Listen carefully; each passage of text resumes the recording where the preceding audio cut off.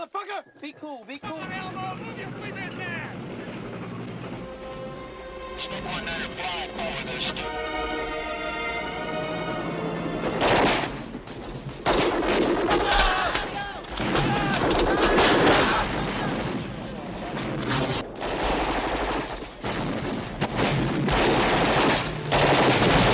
Perang Vietnam atau disebut Perang Indochina Kedua terjadi antara 1957 sampai 1975 di Vietnam. Dua kubu yang saling berperang adalah Republik Vietnam dan Republik Demokratik Vietnam. Negara yang menjadi kubu Republik Demokratik Vietnam Utara dalam Perang Vietnam adalah Uni Soviet, Tiongkok, Korea Utara, dan negara-negara komunis lainnya. Sedangkan Republik Vietnam atau Vietnam Selatan didukung oleh Amerika yang terlibat langsung di medan perang. Walaupun rakyat Vietnam Selatan justru mendukung Viet Cong atau Vietnam Utara. Salah satu sebabnya adalah karena tentara Amerika suka bertindak sewenang-wenang terhadap penduduk sipil yang tidak berdosa lantaran dituduh bersekongkol dengan Vietnam Utara. Dan kejadian seperti itu tertuang dalam film yang disutradarai oleh seorang veteran Amerika sendiri yang pernah terlibat di Perang Vietnam. Bahkan sang veteran menceritakan tentang pengalaman pribadinya atas kekejaman rekannya di tentara Amerika semasa ia menjadi tentara sukarelawan di Perang Vietnam. Oke, kita langsung ke ceritanya. Berawal ketika seorang mahasiswa bernama Chris Taylor meninggalkan kuliahnya karena ingin menjadi tentara sukarelawan di Vietnam Selatan. Chris ditugaskan pada suatu peleton pada infanteri ke-25 di perbatasan dekat Kamboja pada September 1967. Chris ini tampaknya belum berpengalaman untuk hidup di alam liar seperti prajurit lainnya. Dan juga merasa bahwa hari-hari pertamanya di Vietnam sangatlah berat. Apalagi saat dia ditugaskan untuk berpatroli keliling hutan.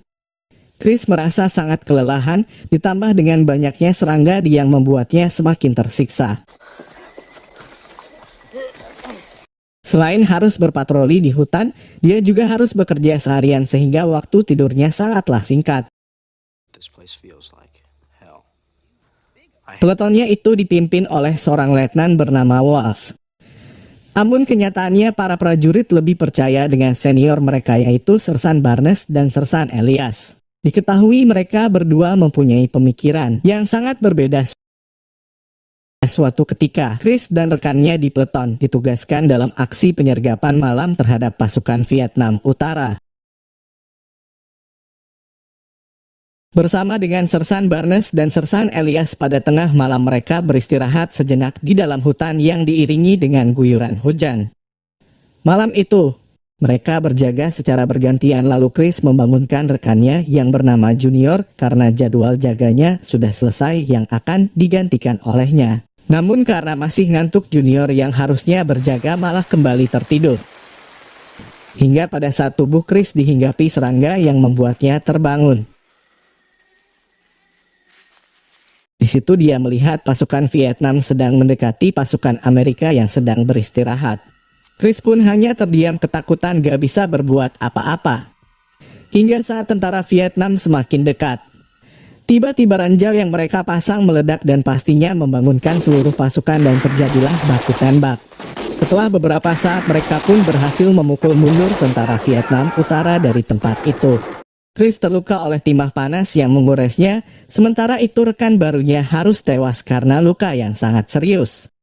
Perselisihan terjadi ketika Junior menuduh bahwa semua ini merupakan kesalahan Chris yang tertidur ketika waktunya berjaga. Padahal saat itu harusnya giliran Junior yang berjaga. Namun sang sersan memarahi mereka berdua dan mengancam akan menyiksa mereka jika mengulangi kesalahan yang sama. Keesokan harinya Chris sudah kembali ke markas. Di sana dia bertemu dengan teman satu peletonnya yang tidak ikut operasi tadi malam. Di sana mereka mengobrol bagaimana Chris sampai di Vietnam. Chris bercerita kepada King bahwa dikeluar dari kuliahnya karena merasa bahwa Chris tidak mendapatkan apa-apa dari perkuliahan. Chris melanjutkan dengan mempertanyakan kenapa hanya orang-orang miskin saja yang dikirim untuk berperang, sedangkan orang kaya bisa menghindarinya. Maka dari itu Chris ingin menunjukkan kepada orang-orang yang setara dengannya. Dan dari sini dapat diketahui ternyata Chris adalah orang yang punya idealisme yang sangat tinggi. Pada malam harinya Chris bergabung dengan kelompok Sersan Elias yang sedang bersantai di markas. Dan ternyata mereka sedang pesta minuman keras dan narkoboy. Chris pun akhirnya bergabung bersama mereka dan merasakan rasanya untuk pertama kalinya. Feel good. Singkat cerita, pada 1 Januari 1968 peleton Chris mendapatkan tugas untuk melakukan patroli di hutan dekat perbatasan Kamboja. Setelah mereka melewati sebuah sungai, tiba-tiba mereka menemukan bunker yang sudah tidak berpenghuni, namun sepertinya bunker itu belum lama ditinggalkan. Ketika mereka sedang menyisir di area bunker itu, 2 orang prajurit menemukan sebuah kotak yang di dalamnya terdapat peta. Sialnya ketika kotak itu diangkat tiba-tiba meledak. Prajurit itu terluka parah. Tidak hanya itu, salah satu prajurit yang bernama Manny mendadak tidak diketahui keberadaannya.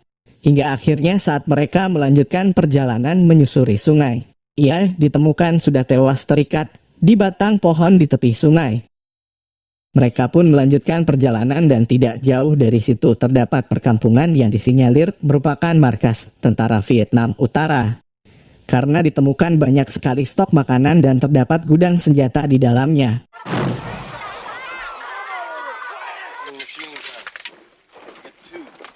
Get the fuck out of there. Let's go. Come on, motherfucker. Asshole. Get the fuck out of here. Fucking pussy, man. Sersan Barnes pun mempertanyakan kepada penduduk mengenai keberadaan tentara Vietnam Utara. Akan tetapi warga tampak bungkam dan malah mengatakan tentara Vietnam Utara sudah sebulan tidak ke tempat itu.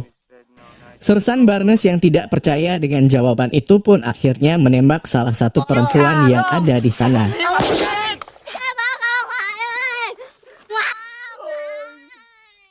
Kejadian itu membuat Sersan Elias murka dan memukul Barnes hingga akhirnya terjadi baku hantam. Di situ Letnan Wolfie melerainya. Shut up. Break it up. Sersan Elias merasa bukan kewenangan Barnes untuk menembak seorang warga yang tidak bersalah, apalagi perempuan. Tak lama setelah itu Letnan Wolfie mendapat instruksi dari kapten yang berada di markas untuk membakar rumah dan meledakkan gudang senjata yang ada di perkampungan itu. Kemudian mereka menyandera seluruh penduduk dan membawa mereka ke markas militer Amerika. Setelah sampai di markas, mereka pun mendapat teguran dari atasan mereka. Apabila mereka masih saja berselisih di peleton, maka akan diadakan pengadilan militer agar dapat diketahui siapa yang bersalah dari mereka. Tentu saja hal ini menyebabkan semakin renggangnya hubungan antara setiap anggota peleton yang mendukung salah satu dari mereka. Pada malam hari ketika semua orang sedang bersantai, Chris menemui Sersan Elias dan menanyakan tentang kejadian tadi siang antara dirinya dan Sersan Barnes. Sersan Elias pun menjawab bahwa tentara Amerika sudah terlalu lama menindas rakyat Vietnam. Dan menurutnya sudah saatnya tentara Amerika lah yang akan ditindas oleh mereka. Lagi harinya peleton ditugaskan untuk kembali ke bunker tentara Vietnam yang kemarin mereka temukan. Akan tetapi kali ini mereka melewati jalan yang berbeda dari yang kemarin karena pada siang itu hujan cukup deras. Air sungai pun meluap dan membuat seluruh pasukan harus berendam agar bisa melewati sungai itu. Ketika mereka baru saja melewati sungai, tiba-tiba mereka diserang oleh pasukan Vietnam Utara yang ternyata sudah menunggu di seberang sungai. Bentrokan pun kembali terjadi dan berlangsung sangat menegangkan.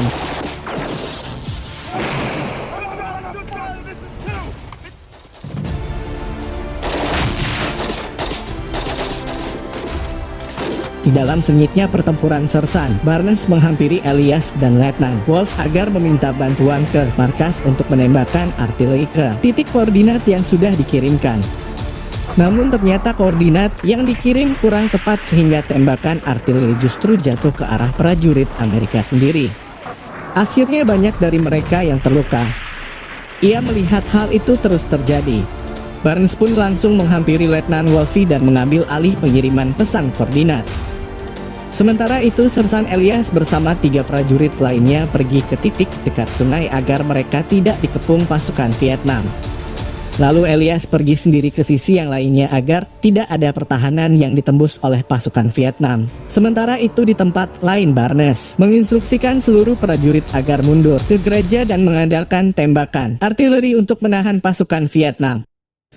Kemudian dia bergerak menjemput Elias dan prajurit lain yang masih berada di dekat sungai. Setelah beberapa saat berjalan, Sersan Barnes pun bertemu dengan 3 prajurit yang ditugaskan oleh Elias untuk berjaga. Ternyata salah satu di antara mereka sudah terluka kena serangan pasukan Vietnam.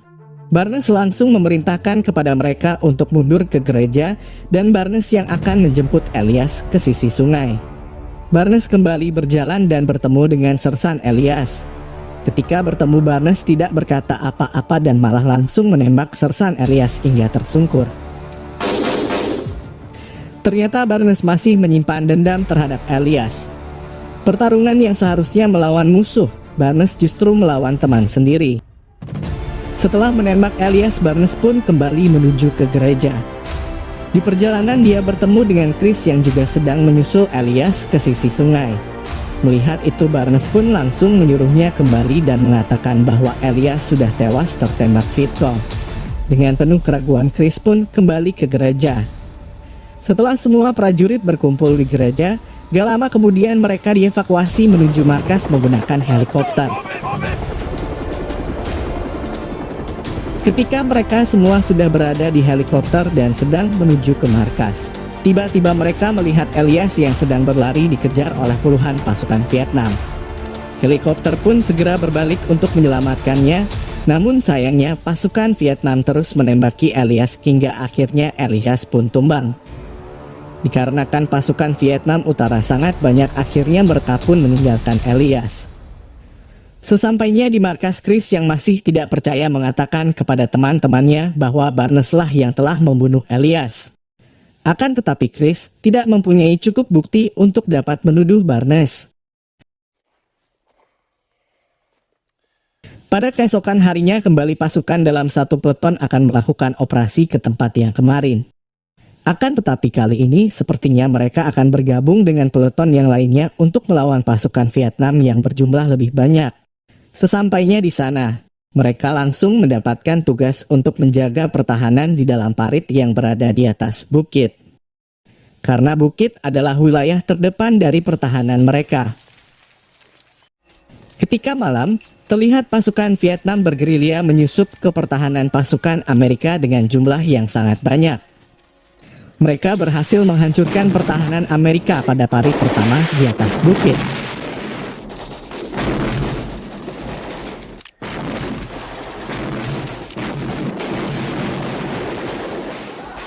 Pasukan Vietnam kemudian terus maju ke depan hingga terjadilah pertempuran.